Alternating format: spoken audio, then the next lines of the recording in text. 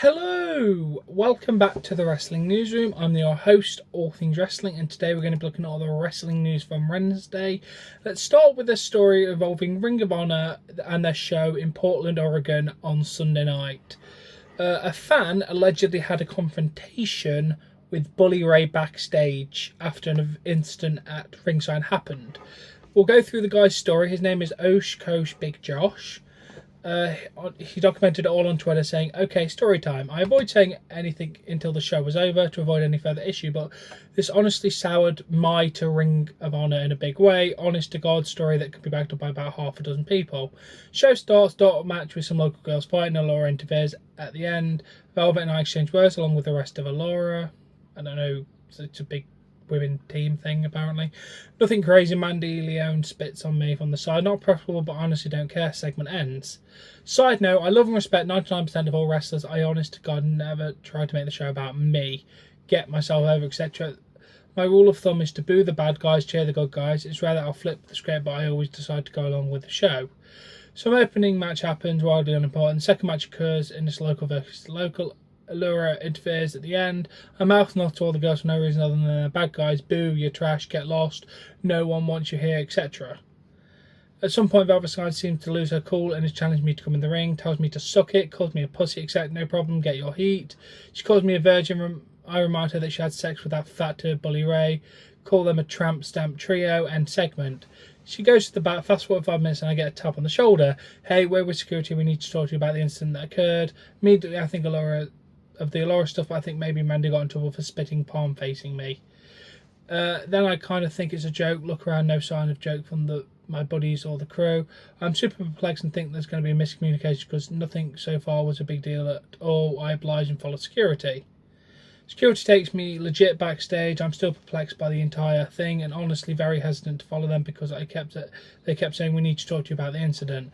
No details behind, just leading me to the back. What's happening? What's waiting for me? Get to the back, security is just asking me to be patient. What's going on? Just sit tight. Sure, but what's up? Hold tight. Time is slowing down, but this is all happening so fast. Suddenly, Bully Ray comes from the back room, full on gear since he was in the opening segment of the show. He looks pissed, much bigger than me, and I kind of take a step back on this here. Security backs off, it's just the two of us. He said, "Hey, I heard there was an incident with you and some of the girls."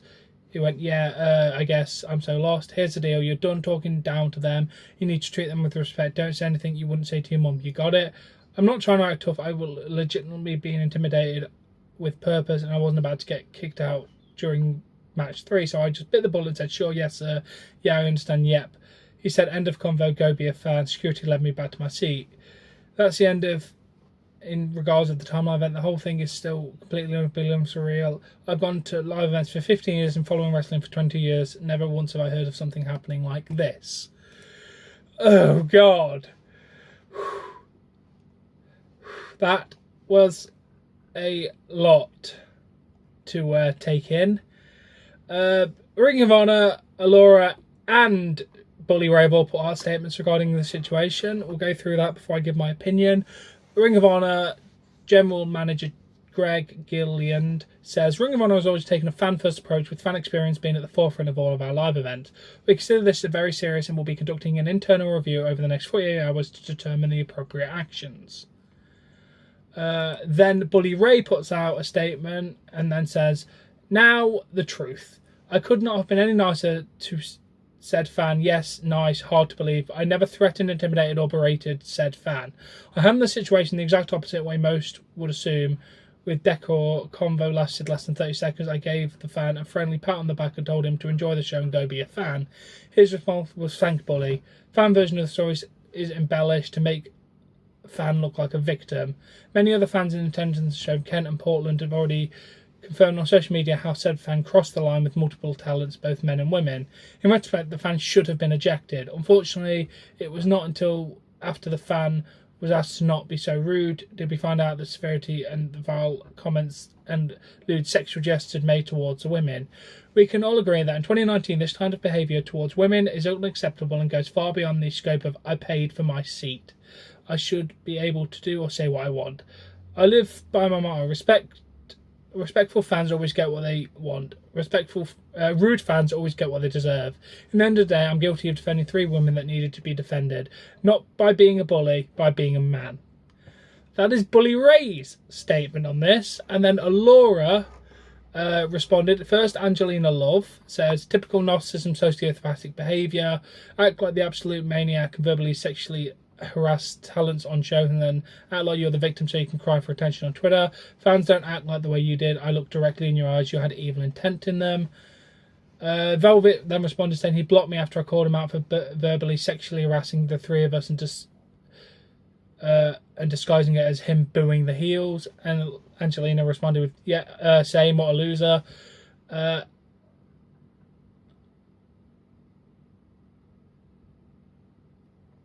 And then Mandy Leone says, stop with the lies and scratching for attention. Man up, own your behaviour and take responsibility. You were extremely inappropriately verbal attacking, sexually harassing talents on a level that was not acceptable in any environment, period. 2 shows in a row, be cool and drop it.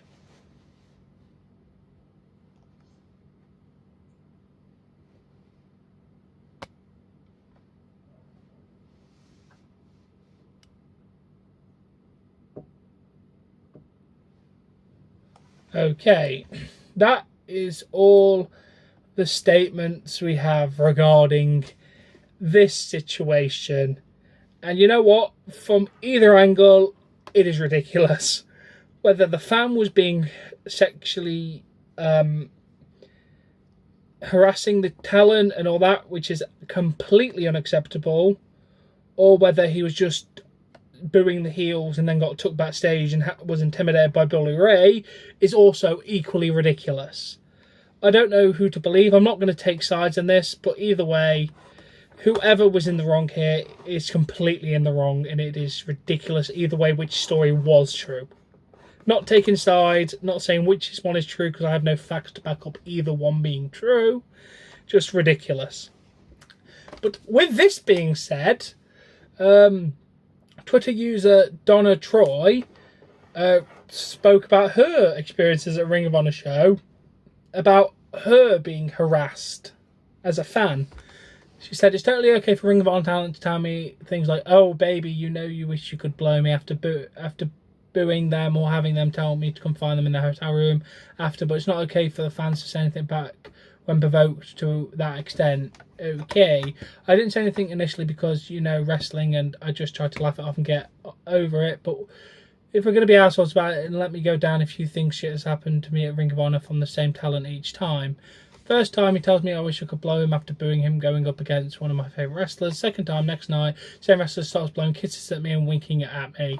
Third time, makes assumptions that I'm dating my friend and starts making remarks towards me after I was sitting there minding my own business. Fourth time, same night, comes up to me after the match, gives me the specific location and hotel room and number and tells me to come find him. Why I didn't say anything about it? Because, yeah, I know this wrestling, he's a fucking heel, he's going to say shit, this guy knows, and this guy knows he's a heel and he's going to have to say shit to me, but to cry when shit is thrown back at you after you provoked it is ridiculous. I continue supporting Ring of Honor because the time the Elite were there and other faves like Michael School, Dalton Castle, Brody King, Jeff Cobb were there. The purpose of this thread is not to attention seeking, but to show that Ring of Honor talent aren't exactly innocent either in the terms of going too far with heckling. But as I said, it's just wrestling and I get over it. So there's a fan perspective. She doesn't name the said wrestler who was harassing her. But again, if a wrestler was harassing the person, that is ridiculous. I mean, I get the whole, oh, I'm going to kick the shit out of you, fuck you kind of thing towards the fans if you're a heel. But to start making sexual comments towards women, men, children, anything, is just ridiculous and goes too far. In my opinion, anyway. But again, I'm not going to take a side. I'm just going to say what my opinion would be if this was the truth. I can't back up this claim. But either way, this whole situation is ridiculous with Ring of Honor and this whole alleged sexual harassment towards fans and wrestlers. Jesus Christ, sort yourself out, Ring of Honor. Jesus Christ. Then let's move on to some better news. Santino Marella is going to wrestle his first match in a while at Battle Arts Pro Show, July 13th. He's going to be wrestling in a hardcore match by the sound of it. That's pretty cool. Congratulations, Santino Marella. Then Dave Bautista opens up about struggling trying to become an actor after he left WWE in 2010. He said, "I was a horrendous actor. I was so mortified that I wanted to prove that I could be better. The company, they wouldn't let me do anything outside the company. I starved for 3 years. I went broke. I lost everything. I couldn't get a job. And I said that I will never go back to wrestling until I can prove what I set out to prove. That was when I can make it as an actor. Then I got a role on Guardians." Good. I'm glad Bautista managed to do it. I'm so glad. Then we move on to just a little bit of news from Pro Wrestling Insider. Impact reportedly blocked Brian Cage from appearing in AEW's Double or Nothing event. He was backstage but got informed that he couldn't appear on the show, which sucks. That would have been an amazing little cameo thing to happen. And then WWE's next UK pay-per-view is taking place August 31st. They have made a terrible mistake with this show. They spied on one ticket agency, mandated by Copper Box, New Japan were using for Royal Quest. They saw New Japan had only sold 2,000 tickets, didn't realise that they had a second ticket agency, and the total sales were over 5,000. So they thought the sales were bad, saw money on the table, didn't do the research on competing events. There's a rugby match, and rushed in for the show. They're now facing a situation with twice as many wrestling fans as they thought already committed to going to Royal Quest, a hugely inflated Cardiff hotel cost due to Wales vs Ireland World Cup warm-up rugby match at least $100 per night. Damn WWE, you have fucked up big time there. Do your research, guys. And